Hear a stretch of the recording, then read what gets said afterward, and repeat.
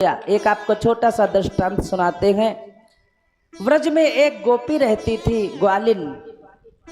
दही बेचने के लिए नित्य गोकुल से वृंदावन आती थी, गोकुल से मथुरा आती थी, यमुना जी को पार करके। एक दिन एक गोपी दही बेचने के लिए आई। मथुरा में पास में एक मंदिर में कथा हो रही थी। कथा सुनने के लिए वो गोपी गई। व्यास जी महाराज प्रभु के नाम की महिमा वखान कर रहे थे, कह रहे थे प्रभु के नाम से भवसागर से पार हो जाते हैं। जा सुनाम सुमिरत एक बारा, उतर ही नर भव सिंधु अपारा।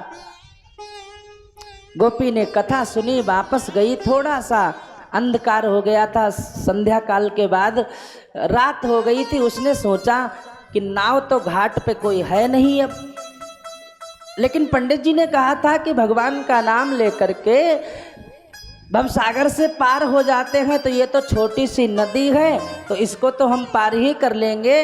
और वो यमुना जी के किनारे पहुंची और अपना दाहिना पैर आगे बढ़ाया और प्रभु का नाम लिया, राधे श्याम राधे श्याम। और वो राधे श्याम कहकर पैर आगे बढ़ाती तो पैर नीचे नहीं जाता, ऊपर ऊपर चलती हुई चली गई, यमुना जी के पार हो गई। उसने सोचा पंडित जी ने बड़ी अच्छी युक्ति बताई। रोज नाव से पार करते थे, 5 रुपए लगते थे, अब तो फ्री में ही आना जाना हो जाएगा। कई दिन बीत गए, वर्ष पूरा बीत गया। अगली वर्ष पुनः पंडित जी कथा सुनाने आए तो वो गोपी आई, पंडित जी को प्रणाम किया, बोले महाराज आपने बड़ी अच्छी युक्ति बता दी, हमारा तो किराया भाड़ा बच गया साल भर का। अब आप हमारे यहाँ चल कर के भगवान का प्रसाद ग्रहण करो, हम आपको अपने घर बुलाना चाहते हैं। पंडित जी तैयार हो गए, बढ़िया चौबंदी पहनी, धोती पहनी, बेंत लिया हाथ में, घड़ी बांधी और कहा चलो बिटिया। अब आगे आगे वो ग्वालिन, पीछे पीछे पंडित जी। यमुना, गहरी यमुना जी के पास गई।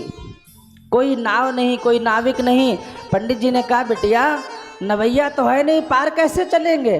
अरे बोले आप हमारे पीछे आओ। अब पंडित जी को बार बार डर लग रहा, उनका दिल कर रहा धक धक, कहीं डूब न जाएं। उसने कहा आओ तो सही आप हमारे साथ में। अब गोपी तो अपना अभ्यास किए हैं।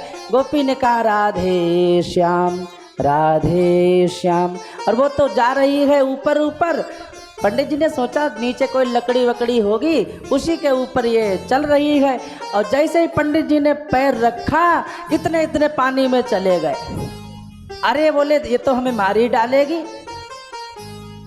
पंडित जी ने कहा बेटिया इतने इतने गहरे जल में हम अभी हैं, आगे बढ़ेंगे तो डूब ही जाएंगे। उसने कहा आप चिंता ना करो।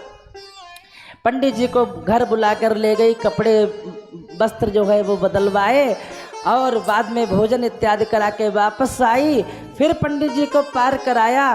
पंडित जी ने कहा बिटिया एक बात बताओ, मैं तो इतना इतना पानी में चला गया और तुम यारे घुटनों से भी पानी नहीं हुआ, बात क्या है? बोले पंडित जी ये सब मेरे गुरुदेव की कृपा है। बोले तुम्हारे गुरुदेव कौन हैं? उसने हाथ जोड़े, बोले आप ही गुरुदेव हैं, आपने ही बताया था प्रभु के नाम से भवसागर से पार हो जाते हैं।